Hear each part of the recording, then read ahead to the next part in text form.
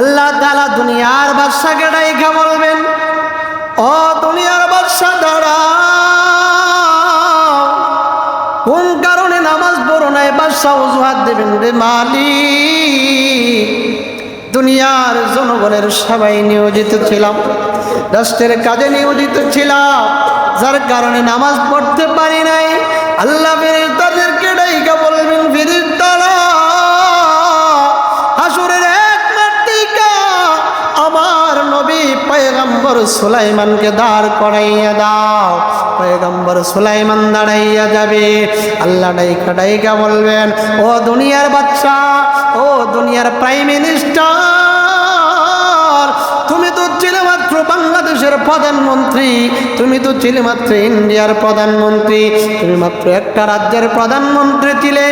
আর আমার পয়গম্বর সুলাইমান নবীকে আমি মালিক শুধু ইন্ডিয়ার প্রধানমন্ত্রী বানাই নাই, অর্ধেক পৃথিবীর বাদশা বানাই নাই। আমি আল্লাহ পয়গম্বর সুলাইমানকে তামাম পৃথিবীর বাদশাহী দিয়েছিলাম, শুধু মানুষের বাদশাহী দেই নাই, জিনের বাদশাও আমি আল্লাহ দিয়েছিলাম। আমার পয়গম্বর সুলাইমান তামাম পৃথিবীর এত বড় বাদশাহী পাওয়ার পর কোনদিন আমার পয়গম্বর সুলাইমান নামাজ ছাড়ে নাই। মিথ্যাবাদী, মিথ্যা যুক্তি দিয়েছো, ও ফেরেশতারা মিথ্যাবাদীকে জাহান্নামে ফালা। নবীজি মেরাজে যাওয়ার পর আল্লাহ তাআলা জিব্রাইলকে বলেন, ও জিব্রাইল, যাও আমার নবীকে জান্নাত আর জাহান্নামে একটু ভ্রমণ করায় দিয়ে আসো। নবী যখন জান্নাত আর জাহান্নামে যায়, জিব্রাইলের সঙ্গে নবী যায়, তাকাইয়া দেখে জাহান্নামের মধ্যে একদল লোকের পা গুলা ভাইদা, হাত গুলারে বাইদা, ফেরেশতারা বড় বড় পাথর দিয়া তাদের মাথার মধ্যে আঘাত করতেছে। এত জোরে আঘাতের জুটে ওই জাহান্নামী বান্দার মাথার মগজগুলা ছিটকা ছিটকা পড়ে। মায়ার নবী রাহমাতুল লিল আলামিন ডাক দেয়া গো জিবরাইল, ওরা কারা? ওদের মাথার মধ্যে হাত পা গুলা বাইদা বাইদা এমন ভাবে আযাব দিতেছে। জিবরাইল ডাক দেয়া কই নবী, ওরা হলো দুনিয়ার ওই সমস্ত মানুষেরা যাদেরকে আল্লাহ তাআলা একটা হুকুম দুনিয়ার জগতে দিয়েছিলেন, মুয়াজ্জিন মসজিদের মাইকে হাইয়া আলাস সালাহ, আসো নামাজের দিকে আসো বইলা যখন ডাক দিয়েছিল, তারা কোনোদিন মুয়াজ্জিনের ডাকে সাড়া দেয় নাই। ওই দুনিয়ায় যারা নামাজ পড়ে নাই তাদেরকে জাহান্নামের ফেরেশতারা এইভাবে আযাব দেয়। জিব্রাইল ডাকতে কয়, গো নবী, আপনার উম্মতদেরকে জানাইয়া দিন, আপনার উম্মতেরাও যদি নামাজ না পড়ে তাদেরকে এইভাবে আযাব দেওয়া হবে। এটা আল্লাহ নবীজিকে ওই মেরাজের রজনীতে দেখাইয়া দিলেন। আল্লাহ রাব্বুল আলামিন বলেন, বেনামাজি বান্দার দুনিয়ায় যেমন সফলতা নয়, হাসরের ময়দানে আল্লাহ তাআলা বলেন বেনামাজিকে অপমান অপদস্থ করবেন সর্বপ্রথম। বেনামাজির হিসাব যখন নেওয়া হবে ওই কঠিন হাসরের ময়দানে মালিক সমস্ত মানুষদেরকে গঠিত করি আল্লাহ বলবেন, সবাই সাজদায় লুটাইয়া যাও, কুদরতি পায়। আল্লাহ তাআলা সাজদার কথা বলার পর এই দুনিয়ার জগতে যারা নামাজ পড়েছিল তারা সঙ্গে সঙ্গে সিজদায় চইলা যাবে, আর যারা দুনিয়ার জগতে নামাজ পড়ে নাই আল্লাহ রাব্বুল আলামিন তাদের পেটটাকে কাঠের মতন শক্ত বানাইয়া অপমানিত আর লাঞ্ছিত করবেন। ও মালিক, কোন কারণে তাদেরকে এমন ভাবে অপমানিত লাঞ্ছিত করা হবে। আল্লাহ ডাক দেয়া কয়, ওই সমস্ত লোকেরা যারা মুয়াজ্জিনের ডাকে নামাজে ডাকছিল, মুয়াজ্জিন ডাকে যারা সাড়া দেয় নাই, তাদেরকে এইভাবে অপমান আর লাঞ্ছিত করা হবে। যারা দুনিয়ার জগতে আল্লাহর হুকুম মানলো, তাদেরকে জান্নাতে দেওয়া হবে। যারা নামাজ পড়লো, জান্নাতে দেওয়া হবে। যারা নামাজ পড়ে নাই, জাহান্নামে দেওয়া হবে। জান্নাত হলো 8টা, জাহান্নাম হলো 7টা। কিন্তু বেনামাজের জন্য মহান আল্লাহ সাকার নামক একটা জাহান্নাম রে নির্দিষ্ট কইরা রাখছেন রে মালিক। ওই জাহান্নামীরা বেনামাজিরা সাকার নামক জাহান্নামে যখন পড়বে, জান্নাতীরা জাহান্নামীদেরকে বলবে, ও জাহান্নামীরা, দুনিয়া একসাথে চললাম, একসাথে খাবার খাইলাম, এক পাড়ায় চললাম, এক গ্রামে চললাম, আমরা আজ জান্নাতে, তোমরা দিয়ে জাহান্নামে। জাহান্নামীরা ডাইকা ডাইকা বলবেন, আমরা দুনিয়ার জগতে কি ছিলাম না, মুসল্লি ছিলাম না, যার কারণে আজকে আমাদেরকে কি করা হয়েছে, জাহান্নামের আগুনে ফেলানো হয়েছে। এই দুনিয়ার জগতে আজকে তাবলীগের লোকেরা যদি আপনার কাছে দাওয়াত নিয়ে যায়, মসজিদে আসেন, ওযুহাত দেখেন, কাপড় ভালো না, কাজের ব্যস্ততা দেখেন, আল্লাহ বলেন কঠিন কিয়ামতের ময়দানে আপনি শুধু কাজের ব্যস্ততা দেখান, ওই কঠিন কিয়ামতের মাঠে যেদিন কায়েম হয়ে যাবে, ওই কঠিন কিয়ামতের ময়দানে শ্রেণীভিত্তিক মানুষেরাও আল্লাহর দরওয়াজায় দাঁড়াইয়া যুক্তি দিয়া, যেইভাবে আমরা দাওয়াতের কাছ থেকে বাঁচতে চাই, দাওয়াতের মেহমানরা দিনের দাওয়াত নিয়ে গেলে নামাজের ভক্তি দিয়া, যুক্তি দিয়া যেইভাবে তাদের থেকে বাঁচতে চায়, কঠিন কিয়ামতের ময়দানেও এক ধরনের মানুষেরা, প্রতি শ্রেণীর মানুষেরা যারা নামাজ পড়ে নাই, তারাও আল্লাহর কাঠ গড়াই থেকে যুক্তি দিয়া বাঁচতে চাইবে। আপনারা বলেন, যদি যুক্তি দেয়, যুক্তি দেওয়া দিয়া কি মুক্তি পাওয়া সম্ভব?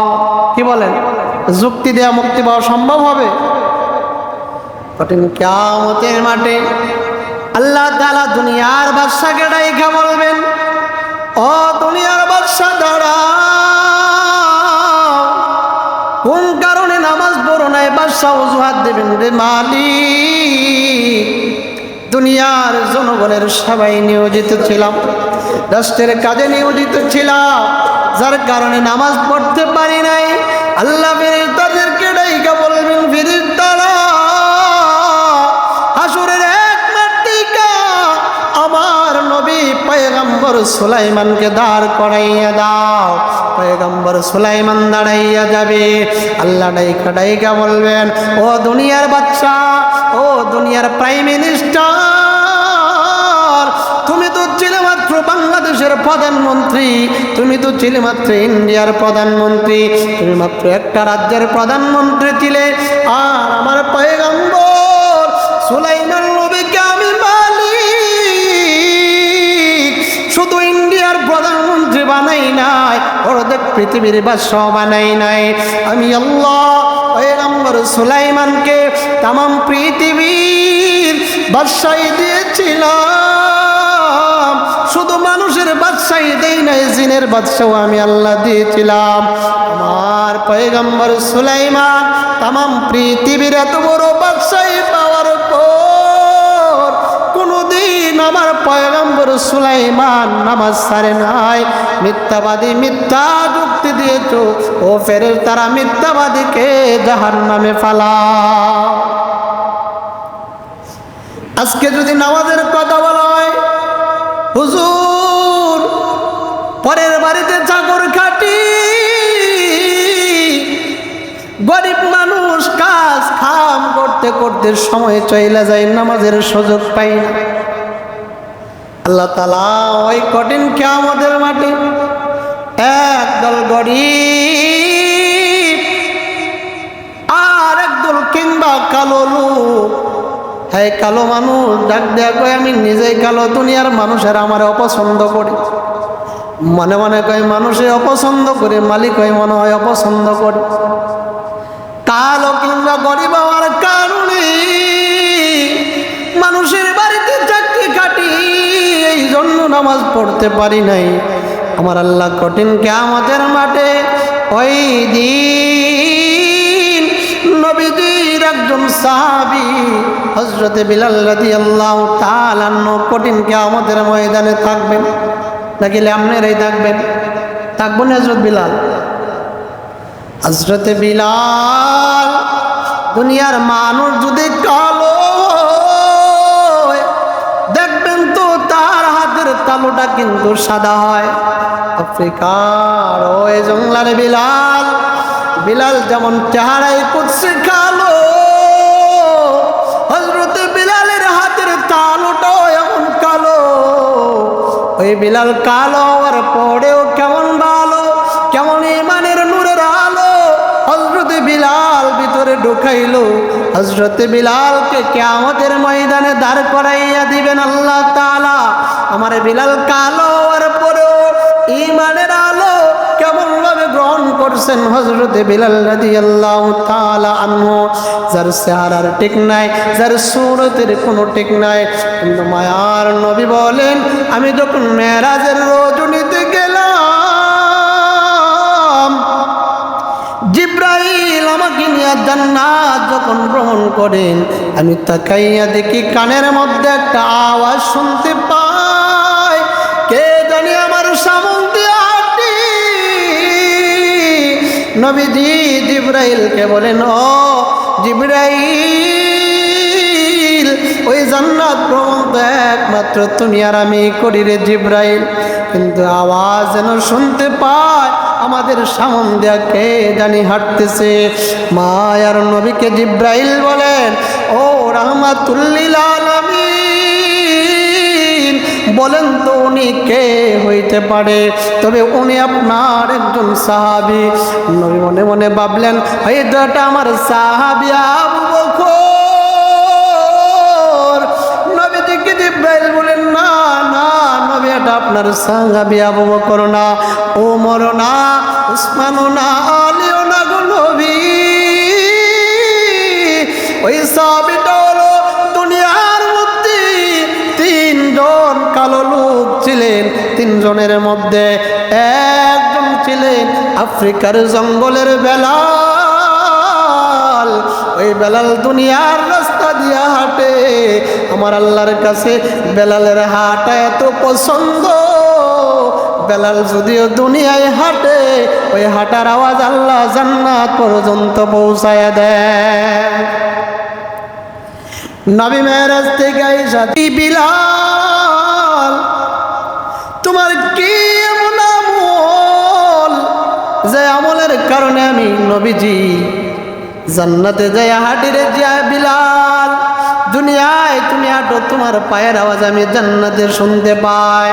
বিলাল ডাক দেয়া কয়, ওগো নবী, আমি বিলাল তেমন কোনো আমল করি না, তবে আমার দৈনন্দিন একটা আমল আছে। আমি যখন নাকি উযু করি, প্রত্যেক সময় উযুর পর 2 রাকাত তাহিয়াতুল উযুর নামাজ আদায় করি। 2 রাকাত তাহিয়াতুল উযুর নামাজ আদায় করি। ওই নামাজের কারণে হযরত বিলাল দুনিয়ার রাস্তা দিয়ে হাঁটে, নবীজিকে আল্লাহ জান্নাতের রাস্তায় আওয়াজ শোনা।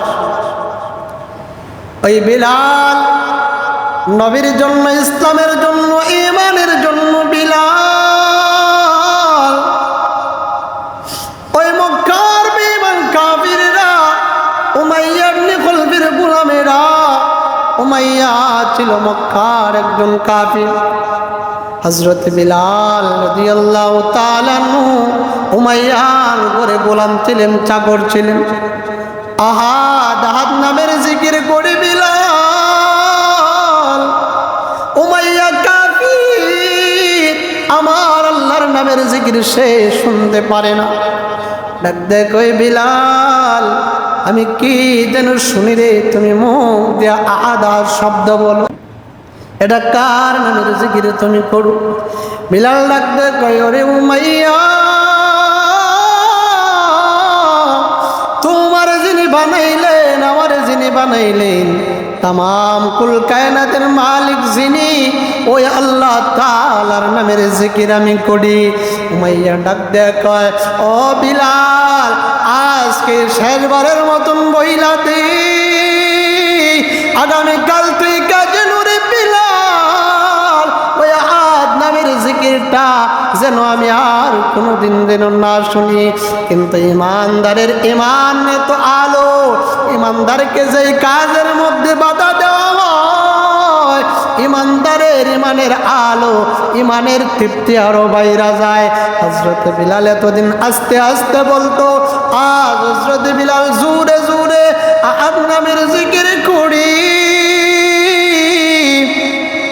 ওই জিকিরের কারণে উমাইয়া তার গোলামদেরকে দিয়া হযরত বিলালের দুইটা হাতের মধ্যে বাইদা, পায়ের মধ্যে বাইদা, একটা রশির আগা দিয়া বাইদা, আরেকটা রশি গোড়ার টেঙ্গের মধ্যে বাইদা, উত্তপ্ত বালুরে উত্তপ্ত করিয়া হযরত বিলালের খালি গায়ে ওই উত্তপ্ত বালুর উপর দিয়া গোড়ার পায়ের মধ্যে টানাইয়া টানাইয়া টাটি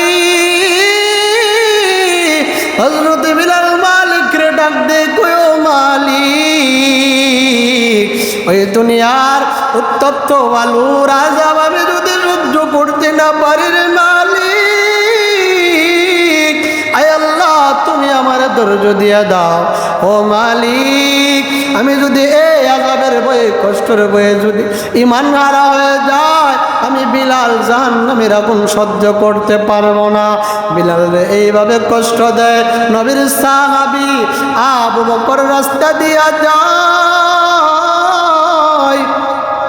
হযরত বিলালের কান্নার আওয়াজ শুনিয়া আবু বকর যাইয়া হযরত বিলালকে বলে, ও বিলাল, তোমার কোন কারণে উমাইয়া মারি? কয় আহাদ নামের জিকির করে, এই জন্য উমাইয়া আমার উত্তপ্ত বালুর উপরে শুয়াইয়া গোড়ার পায়ের উপর বাইদা বাইদা টানি। হযরত আবু বকর ডাক দেয়া কয়, ও বিলাল, আমার আল্লাহ তো এমন আল্লাহ, আস্তে ডাক দিলেও শোনে রে বিলাল, জোরে ডাক দিলেও আমার মালিক শুনে। ও বিলাল, তুমি আমার মালিককে আস্তে আস্তে ডাক দিবা। হযরত বিলাল আবু বকরের সঙ্গে কথা দিল, ও আবু বকর, আগামীকাল থেকে আর জোরে জোরে আমি আর শব্দ বলবো না। কিন্তু আবু বকর রাস্তা দিয়া যায়।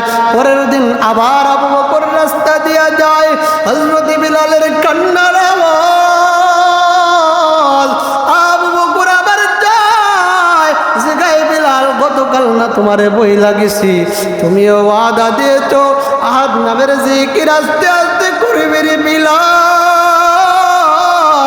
তুমি আজ জোরে জোরে আহাদ বলার কারণে ওই উমাইয়া তোমারে এইভাবে উত্তপ্ত বালুর উপর দিয়া টানে।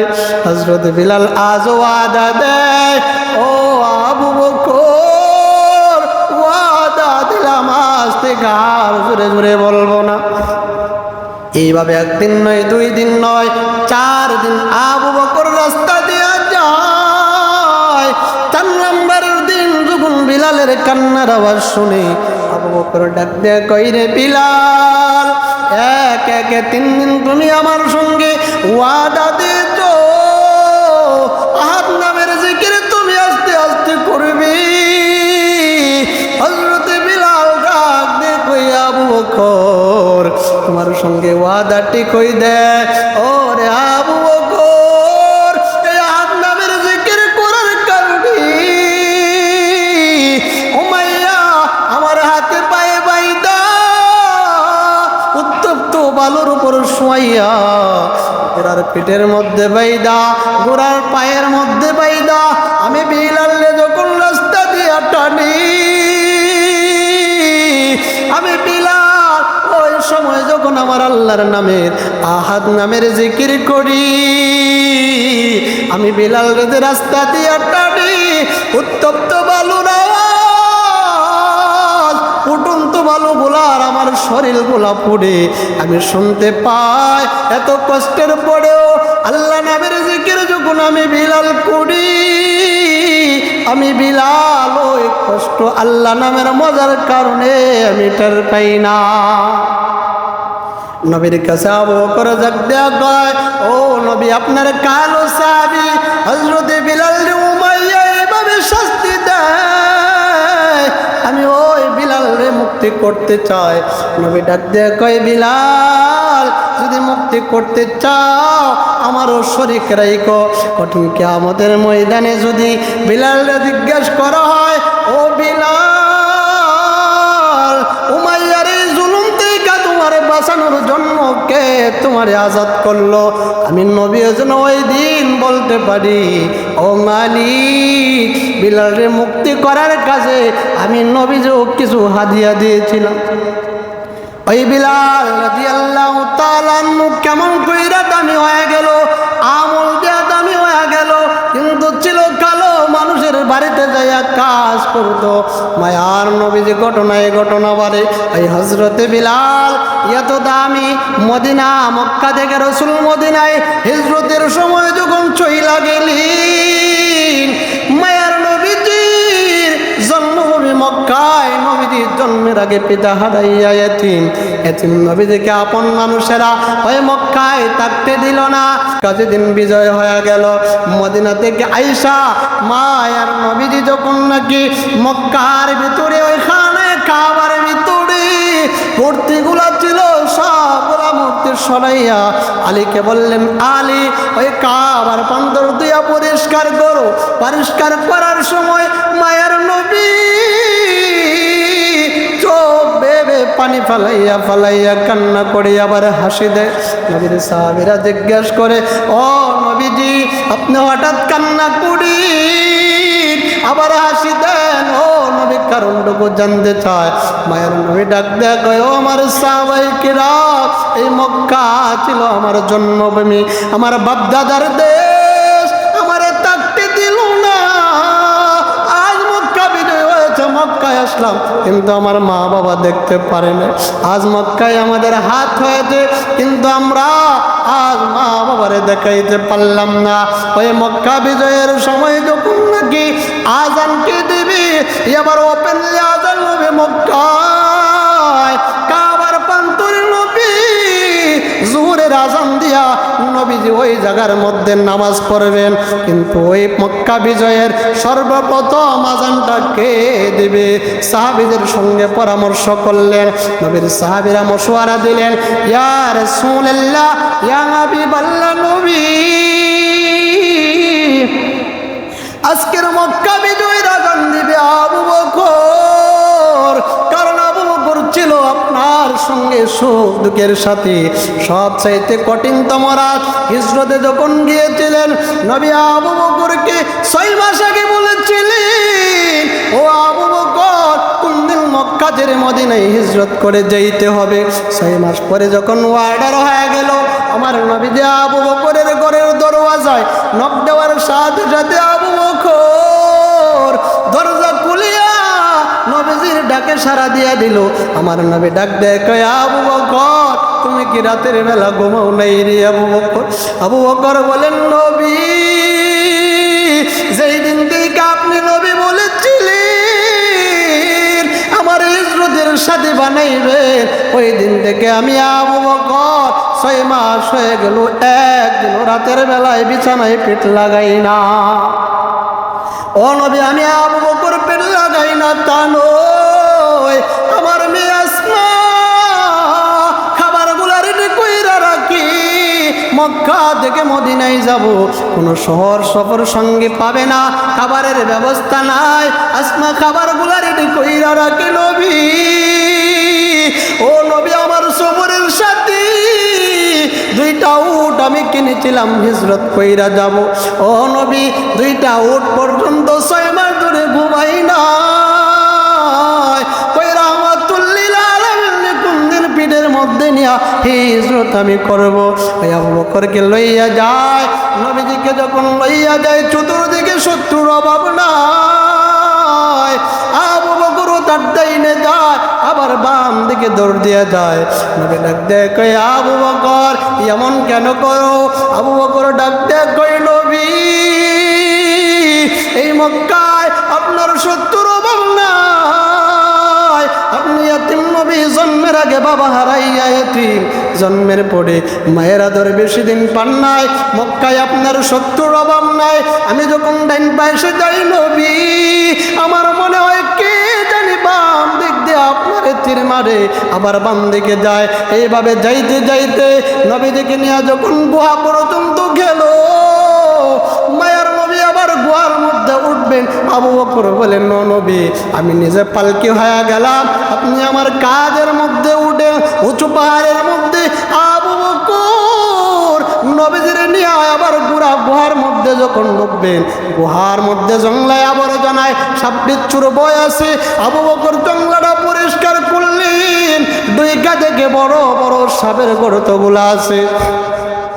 নবী আমার আবু বকর নবীর সাহাবী গর্তগুলা কাটলেন, একটা গর্ত কাটার মতন কাপড় নাই।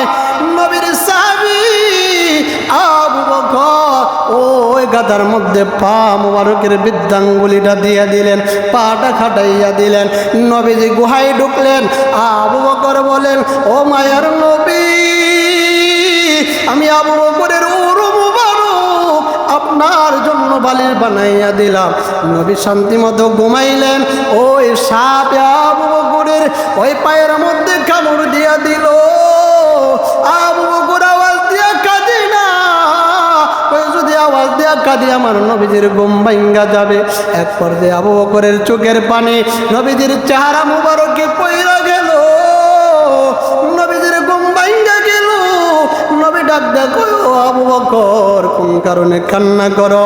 আবু বকর বলেন, নবী সাপে কামড় দিয়েছে, সারা শরীর বিষ ছড়ায় গেছে, আমার নবী তো মোবারক লাগাইয়া দিলেন।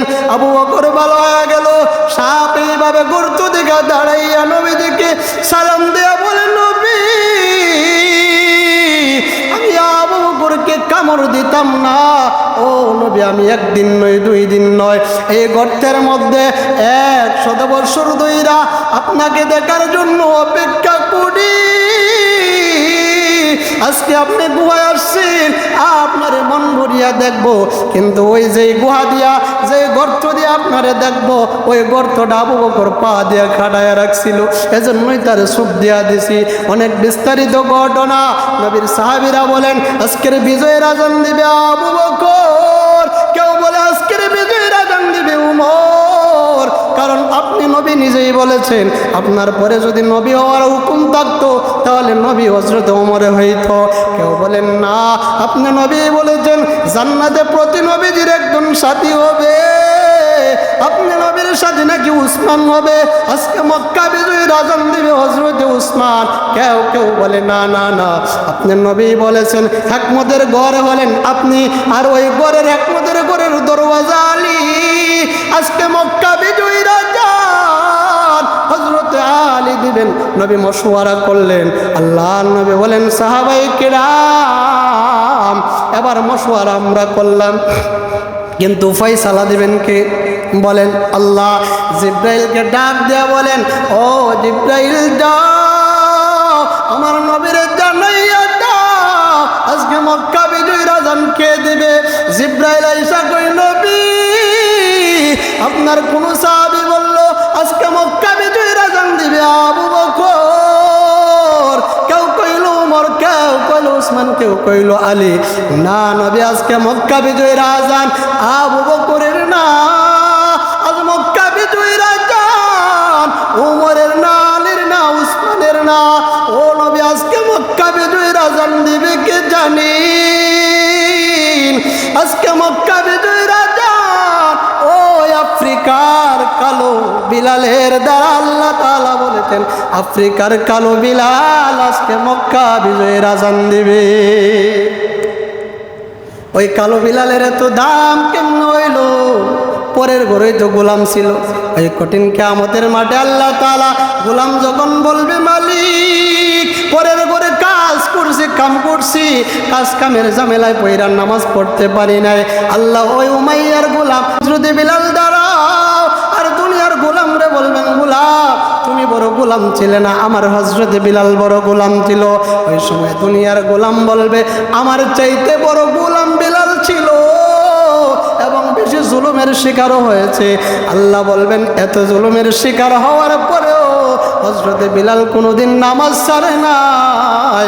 এত কালো হওয়ার পরেও বিলাল ঈমানের নূর নিয়ে এত দামি হয়ে গেল। মিথ্যাবাদী মিথ্যা বলে চো জাহান্নামে যা।